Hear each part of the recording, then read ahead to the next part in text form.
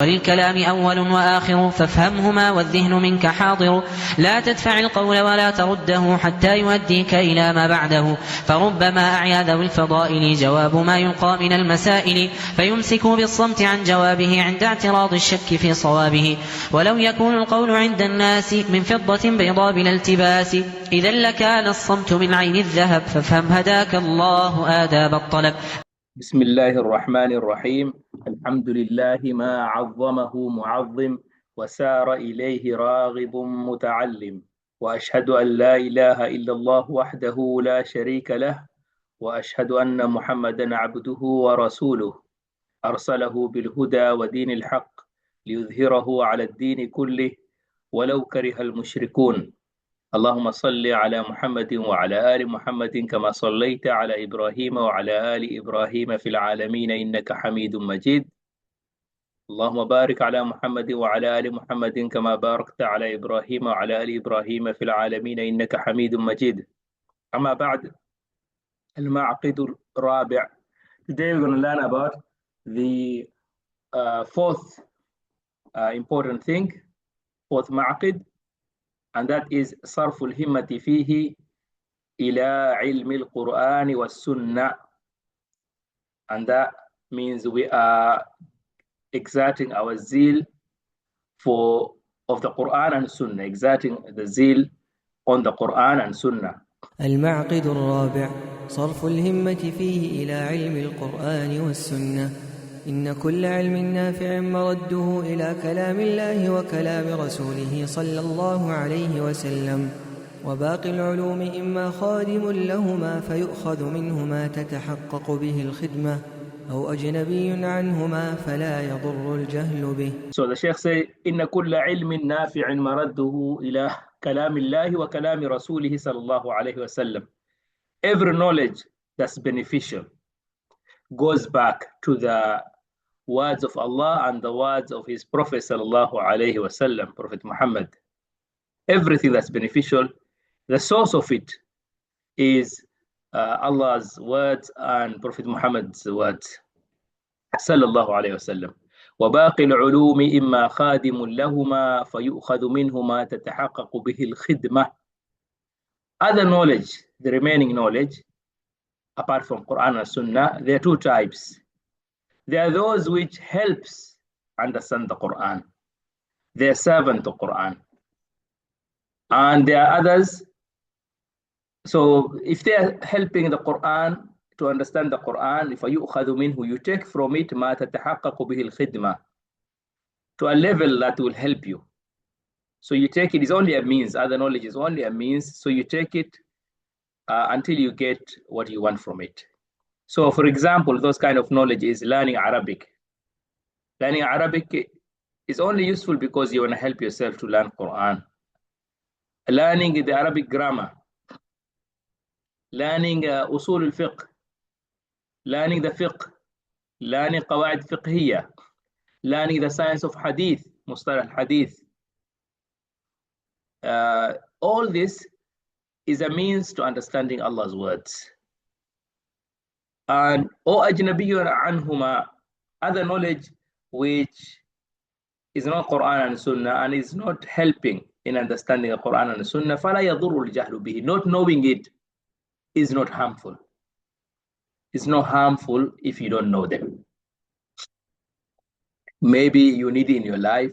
You take it as a means, not as an end goal. Of course, we need other things in our lives to make our life livable or make our lives better.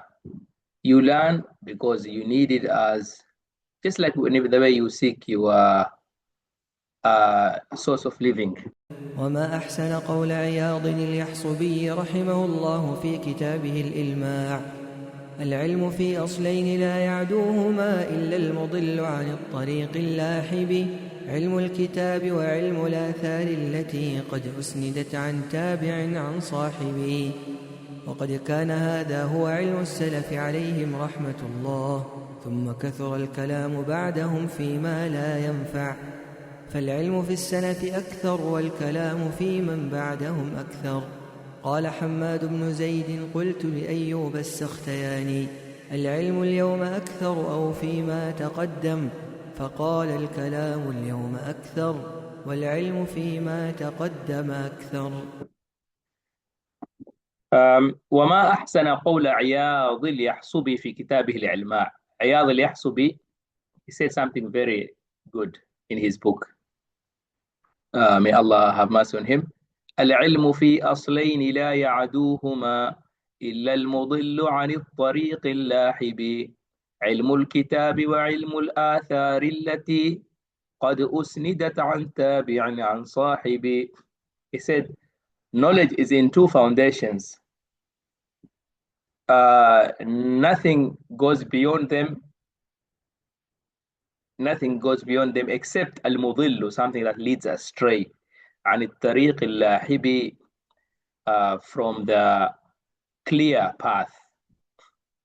And then he mentioned those two knowledge, two foundations, علم الكتاب وعلم الآثار, the knowledge of the book and the knowledge of the athar. Athar is the sunnah. التي, the one قد أسندت, it comes from oral tradition, narration, chain of narration. عن تابع, it was narrated by تابع, and تابع narrated from صحابة, عن صاحب, and the Sahaba narrated from the Prophet. As you can see, all the books of the hadith, they have narration. Al-Imam Bukhari, Imam Bukhari would write like, I heard this from my sheikh, and his sheikh heard from his sheikh, until it goes back to Tabi', and then Tabi' heard it from Sahaba, the Sahaba heard it from the Prophet sallallahu alayhi wa sallam. وَلَقَدْ كَانَ هَذَا هُوَ عِلْمُ السَّلَفِ. This was the knowledge of the Salaf. The Salaf used to know Qur'an and Sunnah. That was all they knew. They didn't have to study grammar and other stuff. And Arabic, they didn't have to learn it. May Allah have mercy on them. ثم كثر الكلام بعدهم فيما لا ينفع. Then after that, people started speaking a lot, speaking too much on what that's not beneficial. فالعلم في السلف أكثر. Knowledge in the Salaf was more. والكلام في من بعدهم أكثر. Speaking a lot, saying a lot is a lot after them. So people in current times, they speak more with less benefit. And in the Salaf, they used to say less, but there was more benefit. Even it was narrated by Ibn al-Qayyim al-Jawziyya in his book, Madarij al-Salikin. He said the Salaf, they used to say less, but it was barakah. And the people of, he's talking about his time, Ibn al-Qayyim. Ibn al-Qayyim was like 700 years ago. He would say that now we say too much, but we have less barakah in our speech. And قال حماد بن زيد, also the same thing that Ibn Qayyim said, Ibn Abil Izz in his sharh of Matn al-Tahawiyah. He's a Hanafi. He was explaining the Aqidah al-Tahawiyah. In it, he mentioned that as well. So Al-Hamad ibn Zayd, rahimahullah, he said, قلت لأبي أيوب السختياني, I told Abu Ayyub al-Sakhtayani, العلم اليوم أكثر, today knowledge is a lot. أو فيما تقدم, or before, knowledge was a lot. And then he said, الكلام اليوم أكثر, speaking, saying too much, today is a lot. والعلم فيما تقدم أكثر, knowledge from among those who were before us was a lot. So just to summarize, we need to focus on the Quran and the Sunnah, and all beneficial knowledge, as we said, return to Quran and Sunnah. They either serve them, it either helping to understand the Quran better and Sunnah, or doesn't help. If it doesn't help, then it's not harmful not to know it. We're not saying don't learn it, but it's not harmful. It's not harmful, okay, not to know it. And quote from Iyad al-Yahsubi, we mentioned, knowledge is in two foundations, Quran and authentic narrations. And also knowledge of the Salaf is focused and beneficial. And speech today is abundant, but knowledge was deeper. And Hamad bin Zayd, quoting Ayyub al-Sakhtiyani, he said speech today is more, and knowledge with those who preceded is more. And finally, Ibn Qayyim in Madarij al-Salikin, he said that there was barakah in the speech of the Salaf. And we will go to the next point, treading known path to knowledge. So we know now what is our goal and the knowledge we want to gain. Also, I need to mention something. So we cannot go straight. Of course, some people, you don't have to be scholars, and it's not wajib. It is fardu kifaya. So some people have to be scholars in the ummah. If no scholar in the ummah, then everyone is sinful, as we know. But everyone else is only wajib on them to know what they need on a daily life. For example, the most important knowledge for us to know is from the time you wake up until the time you sleep. In between, what are you doing? You need to know what is haram and what is wajib. So that is fardu ain. It's wajib. It's compulsory for us to seek that knowledge. That means like prayer, fasting. If someone wants to get married, then they need to know the knowledge of marriage, about the rights, and things like that. So only what you need is compulsory to know. But to know more than that is fardu kifaya. It means it has a lot of reward to know it, because you'll be helping other people. But it's no wajib. But some people have to do it. So if no one is a scholar, everyone is sinful. If some people are scholars, then other people are not sinful. So they're actually helping others they're taking the burden which is upon the ummah. And they get a lot of reward. That's why Allah has respected scholars, and He praised them, and He praised people of knowledge. That's why. And the angels are always seeking forgiveness to the people who are seeking knowledge. المعقد الخامس سلوك الجادة الموصلة إليه. لكل مطلوب طريق يوصل إليه، فمن سلك جادة مطلوبه أوقفته عليه، ومن عدل عنها لم يظفر بمطلوبه. وإن للعلم طريقا من أخطأها ضل ولم ينل المقصود، وربما أصاب فائدة قليلة مع تعب كثير. So the next point is سلوك الجادة الموصلة إليه. After knowing what is our goal, is to follow the right path to reach it. He said لكل مطلوب طريق يوصل إليه، فمن سلك جادة مطلوبه أوقفته عليه. Everything you want, there's a way to reach it. Whoever gets into the path of what he wants, then he will reach it. ومن عدل عنها لم يظفر بمطلوبه. The one who deviates from the path will not get to what he wants. وإن للعلم طريقا من أخطأها ضل ومن ينل المقصود.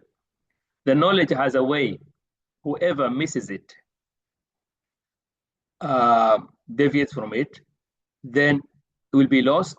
ضل will be astray and will not reach the goal. وربما أصاب فائدة قليلة مع تعب كثير. Maybe he will get some benefit with a lot of work. He will work very hard and will get very little.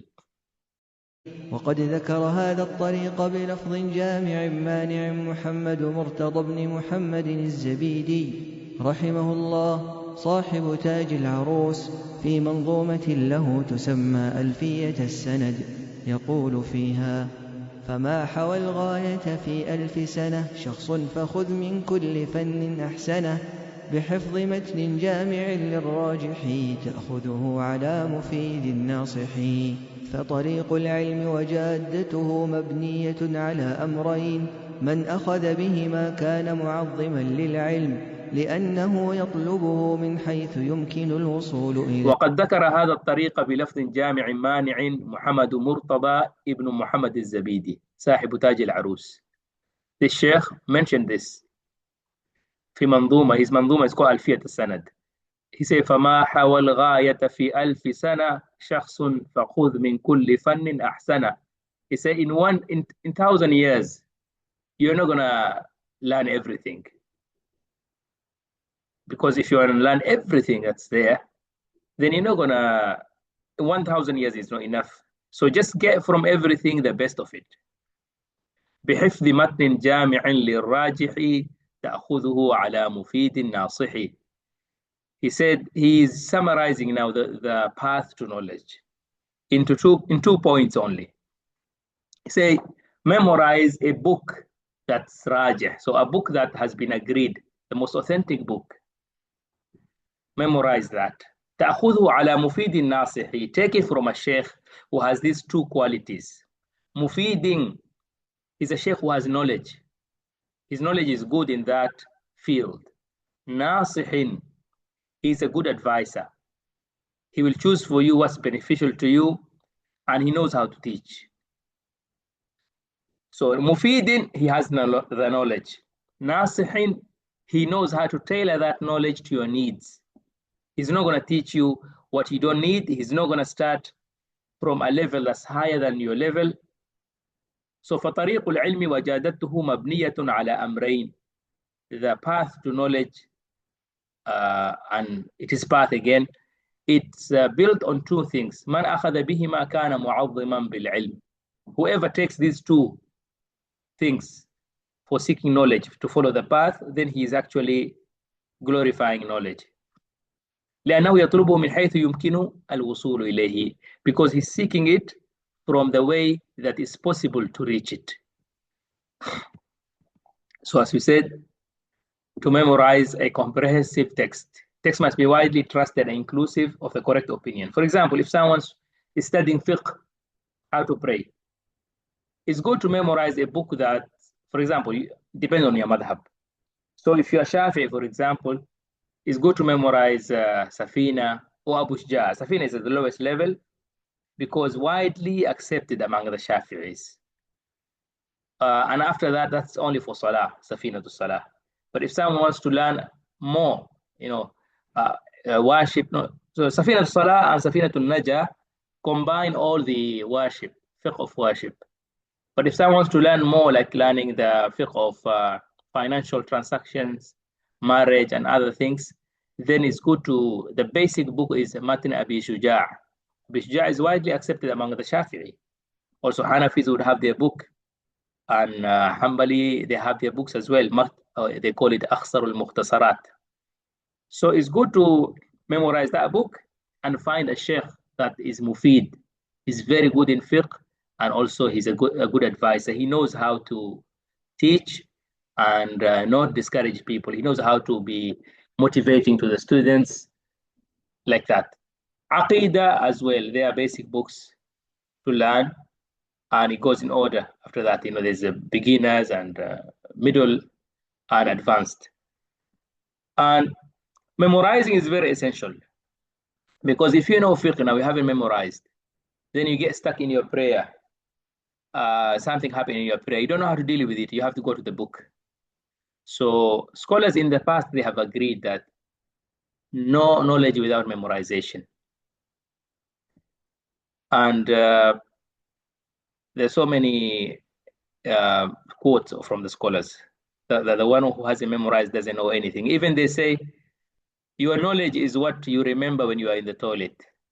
If your real knowledge is the one that's with you while you are in the toilet. That means there's no books in the toilet. العلم الذي يدخل معك الحمام. And the scholar who's going to teach you, they have two qualities. He's qualified in the subject. It's well known that he's good in that subject. Also, we're not saying he has to be a scholar, a mufti, but he has to be knowledgeable in the field that you want to learn. And he's a role model in guidance, sincere. So a scholar, he's good in knowledge. He's also practicing his knowledge. If a scholar that doesn't, let's not even use the word scholar. The teacher who's teaching you, if he doesn't respect the knowledge, he doesn't follow it, then he's not a good teacher to learn from.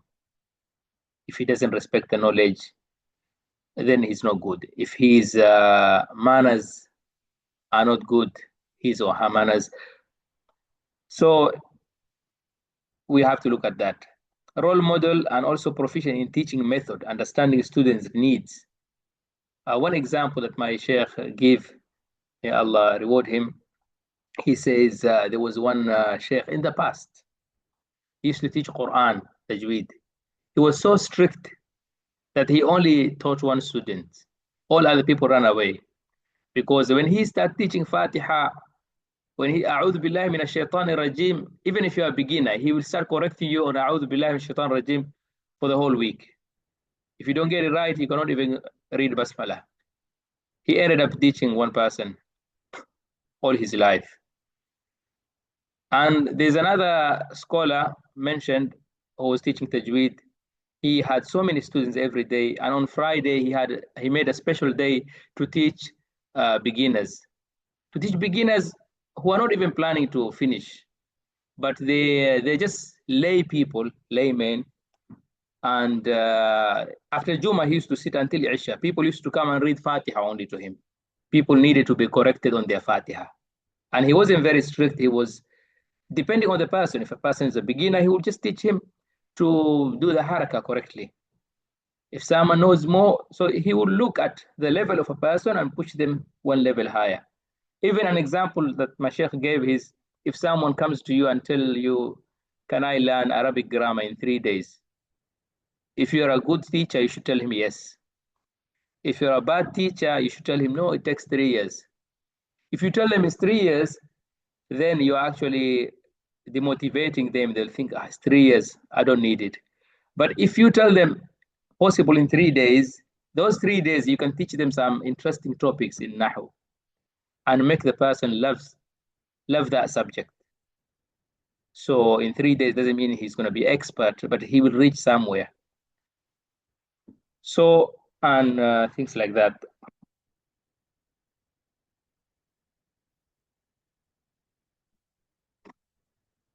And so فأما الأمر الأول فحفظ متن جامع للراجح فلا بد من حفظ، ومن ظن أنه ينال العلم بلا حفظ فإنه يطلب محالا، والمحفوظ المعول عليه هو المتن الجامع للراجح أي المعتمد عند أهل الفن. وأما الأمر الثاني فأخذه على مفيد ناصح، فتفزع إلى شيخ تتفهم عنه معانيه يتصف بهذين الوصفين، أولهما الإفادة وهي الأهلية في العلم، فيكون ممن عرف بطلب العلم وتلقيه حتى أدرك فصارت له ملكة قوية فيه. الأمر الأول, the first thing is to memorize a متن. فحفظ متن جامع للراجح فلا بد من حفظ، ومن ظن أنه ينال العلم بلا حفظ فإنه يطلب محالا. The one who thinks that he's going to reach gain knowledge without memorization, then he's seeking something that's impossible. والمحفوظ المعول عليه هو المتن الجامع للراجح. And what we should memorize is something that's agreed upon among the people of that subject. For example, in Arabic grammar, it has been agreed upon Al-Ajrumiyya to be a good book. I know many people who learn in schools, they learn Arabic grammar in Arabic countries. At the end of it, they don't know Nahu. You ask them anything, they don't answer you. I've also studied in Arabic setting. I saw those books because everything is scattered. But Ajrumiyya, everything is there. It's a very good book for beginners. And then after that, people move up. وأما الأمر الثاني فأخذه على مفيد ناصح فتفسع إلى شيخ تتفهم عنه معانيه يتصف بهذين الوصفين. The second thing is to learn from a sheikh who is mufid, beneficial and good advisor. He will explain to you the meaning of everything. So the first thing is al-ifada هو الأهلية. He is qualified في العلم. فيكون من عرف بطلب العلم وتلقيه حتى أدرك فكانت له ملكة قوية. He is well known for that knowledge and is very strong. He's got malaka. Malaka means like is like natural to him. والأصل في هذا ما أخرجه أبو داود في سننه بإسناد قوي عن ابن عباس رضي الله عنهما أن النبي صلى الله عليه وسلم قال: تسمعون ويسمع منكم ويسمع ممن يسمع منكم، والعبرة بعموم الخطاب لا بخصوص المخاطب، فلا يزال من معالم العلم في هذه الأمة أن يأخذه الخالف عن السالف. أما الوصف الثاني فهو النصيحة، وتجمع معنيين اثنين: أحدهما صلاحية الشيخ للاقتداء به والاهتداء بهديه ودله وسمته، والآخر معرفته بطرائق التعليم بحيث يحسن تعليم المتعلم ويعرف ما يصلح له وما يضره وفق التربية العلمية التي ذكرها الشاطبي رحمه الله في الموافقات. And also this asl, there's a hadith Abu Dawud في سننه with very strong isnad from Ibn Abbas رضي الله عنهما عن النبي صلى الله عليه وسلم قال تسمعون ويسمع منكم ويسمع ممن يسمع منكم. The Prophet ﷺ said, you hear, and it will be hard from you, and it will be hard from people who hear from you. That means you will hear, you will learn from someone. Of course, the Sahaba, they're learning from the Prophet ﷺ. And the people will hear from you, so you're going to be teaching, and the people you're teaching are going to teach other people. And the Shaykh says, وَالْعِبْرَةُ بِعُمُومِ الْخِطَابِ. We should understand this, that is general for everyone and every time. It's not just for the Sahaba. لا بخصوص المخاطب. We cannot say the Prophet only told his Sahaba this. It applies to them only. No, it applies to everyone. You have to look at the words here. It's talking about something general. And this is the methodology of Usul al-Fiqh. It tells you how we understand Prophet's words. فلا يزال من معالم العلم في هذه الأمة يأخذه الخالف عن السالف. Is still there at the moment now. People who are before us, people now, they are learning from those before them. And the second thing is nasiha, and it has two things. The sheikh is qualified for us to follow him. He's a good enough for us to follow the sheikh in his akhlaq and in the way he respects knowledge and the way he conducts himself. The second thing, he knows the methodology of teaching. So معرفته بطرائق التعليم بحيث يحسن تعليم المتعلم ويعرف ما يصلح له وما يضره وفق التربية العلمية التي ذكرها الشاطبي. There is a tarbiyah of knowledge that الشاطبي, a very big Imam Shatibi, he mentioned in his book called Al-Muwafaqat. The Sheikh is just referring to that book. So it is that. So if someone is teaching, you have to look at the people you're teaching. We shouldn't just say, okay, let me teach this book. So the purpose shouldn't be to show what you know to the people. The purpose is to help those people move one step forward. Because there are people, who don't know this, and he will just be sitting there teaching an advanced book in the mosque. And he doesn't even know people attending whether they are at that level. And people will listen to him teaching that advanced book. And then all he gets is that people will know, this sheikh is good, look, he's teaching this book. But they are not learning themselves. So we really have to be careful. And this is the second thing that we wanted to talk about. And may Allah increase in our knowledge, and may Allah give us tawfiq to seek the right knowledge and guide us and facilitate for us to implement what we learn. رب زدنا علما وارزقنا فهما يا رب العالمين. اللهم صل وسلم على نبينا محمد وعلى آله وصحبه أجمعين.